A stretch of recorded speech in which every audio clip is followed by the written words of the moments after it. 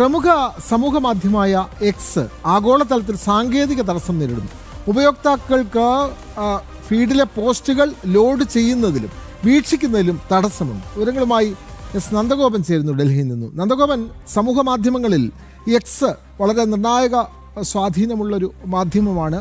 അവിടെ പോസ്റ്റുകൾ ഫീഡ് ചെയ്യുന്നതിനും ഒക്കെ ചില സാങ്കേതിക തടസ്സങ്ങൾ നേരിടുന്നു. എന്താണ് ഈ തടസ്സം പെട്ടെന്ന് മാറ്റാനുള്ള സംവിധാനം എന്തെങ്കിലും ആയോ? എന്താണ് എക്സിന്റെ ഭാഗത്തു നിന്നുള്ള ഒരു പ്രതികരണം? നന്ദഗോപൻ. വിനോദ്, രാജ്യാന്തര തലത്തിലുള്ള നേതാക്കളടക്കം, രാഷ്ട്രീയ നേതാക്കളും അതേപോലെ തന്നെ മറ്റ് ഉദ്യോഗസ്ഥരുമടക്കം സാധാരണയായി ഉപയോഗിക്കുന്ന സമൂഹ മാധ്യമമാണ് പഴയ ട്വിറ്റർ അല്ലെങ്കിൽ ട്വിറ്റർ എന്നുള്ള എക്സ്. ഇപ്പോൾ ഈ എക്സിൽ കഴിഞ്ഞ കുറച്ചു നേരമായി ചില സാങ്കേതിക തടസ്സങ്ങൾ അനുഭവപ്പെടുകയാണ്.